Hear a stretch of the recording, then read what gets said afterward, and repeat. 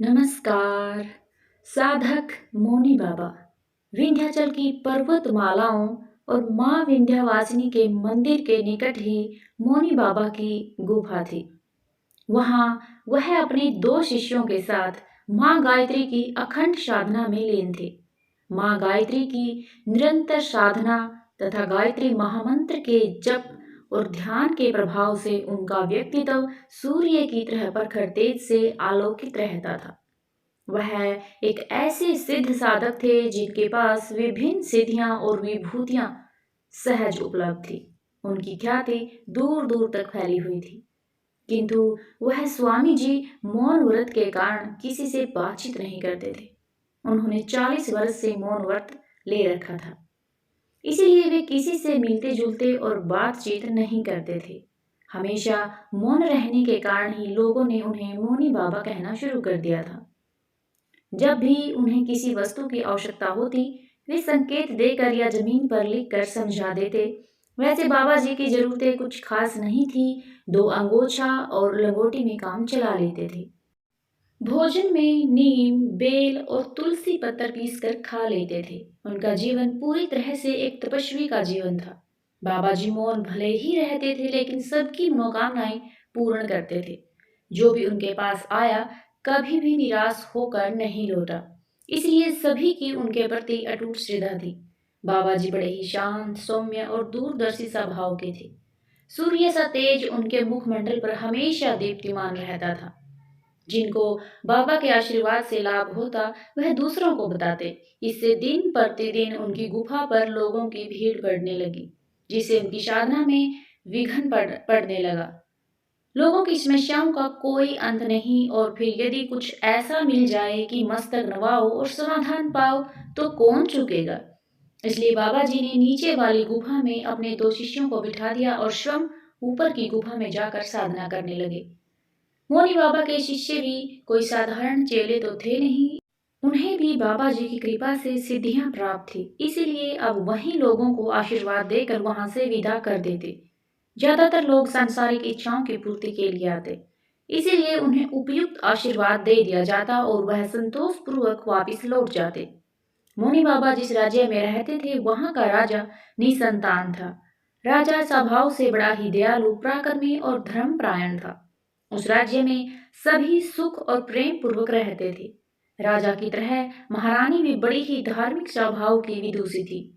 उन्हें दुख था तो केवल इस बात का कि उनके कोई संतान नहीं है। संतान प्राप्ति के लिए राजा और महारानी ने विभिन्न ज्योतिषियों द्वारा बताए गए कई व्रत और उपवास किए, किंतु आखिरकार उन्हें निराश ही होना पड़ा।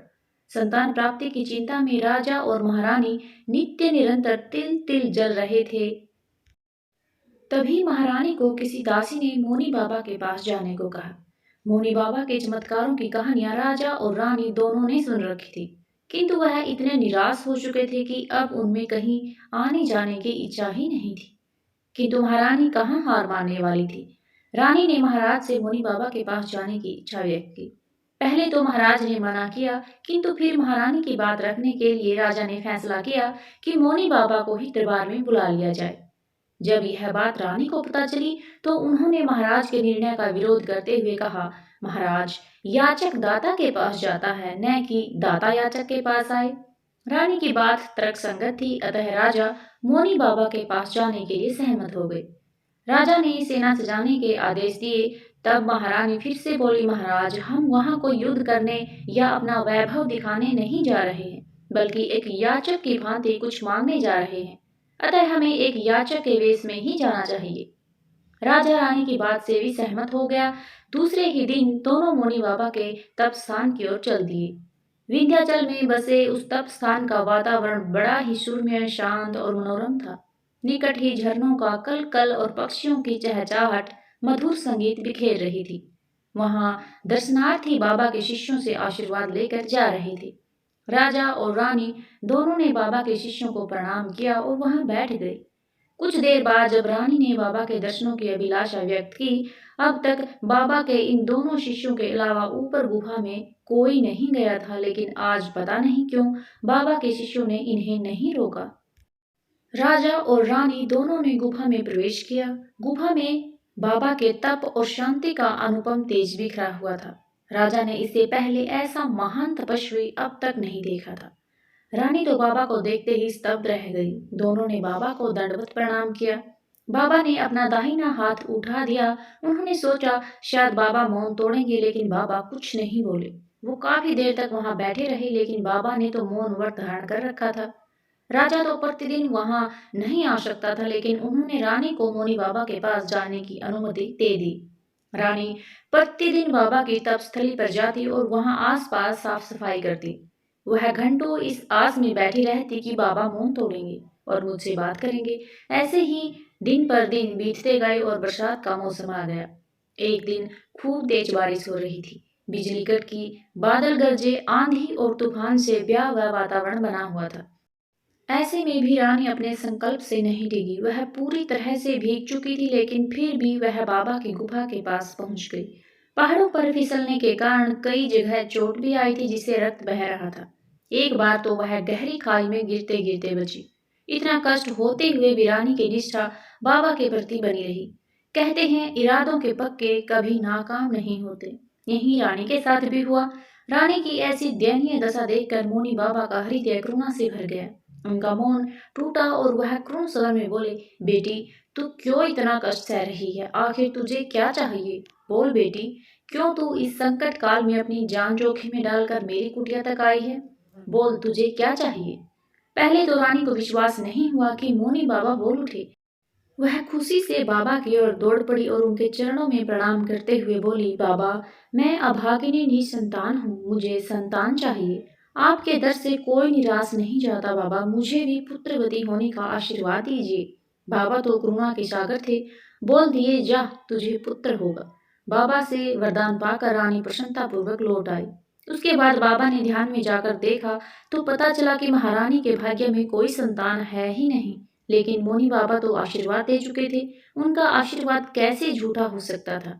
उसी क्षण उन्होंने निश्चय किया कि मैं स्वयं रानी की कोख में जन्म लूंगा।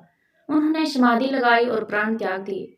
दूसरे दिन जब महारानी बाबा के तप स्थान पर पहुंची तो बाबा का पार्थिव शरीर पड़ा था और दोनों शिष्य उनके अंतिम संस्कार की तैयारी कर रहे थे। रानी दुखी होकर लौट आई। बाबा के आशीर्वाद के अनुसार कुछ दिनों बाद महारानी गर्भवती हो गई। राजमहल में चारों ओर खुशियों का माहौल छा गया और महाराज के नीरस जीवन में फिर से सरसता आ गई। यथासमय एक सुंदर राजकुमार ने जन्म लिया, जो जन्म से ही मौन था। राजकुमार सभी तरह सुलक्षणों से युक्त था, किंतु वह कुछ भी बोलता नहीं था। राजा ने अनेकों वैद्य और ज्योतिषियों को बताया, लेकिन कोई भी राजकुमार से एक शब्द न कहला सका। वैसे राजकुमार के शरीर में कोई ऐसी कमी नहीं थी कि उन्हें गूंगा कहा जा सके। लेकिन फिर भी जब सभी प्रयास निरर्थक हो गए तो राजा ने घोषणा कर दी कि जो कोई भी राजकुमार को बुलवा देगा उसे आधा राज्य दिया जाएगा। मेधावी राजकुमार ने कुछ ही समय में सारी विद्याएं सीख ली और सभी कलाएं सीख ली। एक दिन राजकुमार मंत्री के पुत्र के साथ आखेट खेलने के लिए जंगल में गया। हालांकि राजकुमार को हिंसा बिल्कुल पसंद नहीं थी, लेकिन फिर भी वह मंत्री के पुत्र के साथ गया। उस दिन सिपाही दिन भर भटकते रहे, लेकिन कोई शिकार नहीं मिला और शाम हो गई तो वापस लौटने लगे। तभी रास्ते में एक झाड़ी में से एक हिरण बोल पड़ा। सिपाही टूट पड़े और उसे मार दिया। हिरण की दयनीय दशा देख राजकुमार का हृदय करुणा से भर गया और वह बोल उठे, तू क्यों बोला? आज तू नहीं बोलता तो बच जाता। देख, मैं बोला तो दोबारा जन्म लेना पड़ा, और तू बोला तो तुझे मृत्यु के मुंह में जाना पड़ा। हाय रे भाग्य! बिना सोचे विचारे बोलना भी कितना दुख में हो जाता है। जब राजकुमार खुद से ये बात कर रहा था, तभी मंत्री का लड़का उसके पास ही खड़ा था। वह राजकुमार के बोलने से अचंभित था।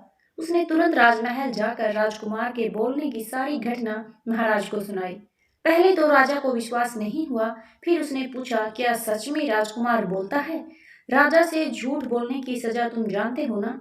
मंत्री का लड़का बोला, आप खुद ही राजकुमार से पूछकर देख लीजिए महाराज, प्रत्यक्ष को प्रमाण की क्या आवश्यकता। भरी सभा में राजकुमार को बुलाया गया। सभी उत्साहित थे कि आज राजकुमार बोलेगा, लेकिन नहीं बोला तो मंत्री के पुत्र को फांसी की सजा होगी। राजकुमार आया और उसे बोलने के लिए कहा गया, लेकिन राजकुमार गूंगे की तरह ही खड़ा रहा। तब राजा को गुस्सा आया और उसने मंत्री के पुत्र को फांसी की सजा देने का आदेश दे दिया।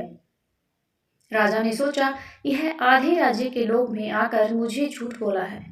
जल्लाद आया और मंत्री पुत्र को फांसी होने ही वाली थी कि राजकुमार चिल्ला पड़ा, छोड़ दो उसे। राजकुमार के शब्द सुनकर सभी के चेहरे खिल उठे।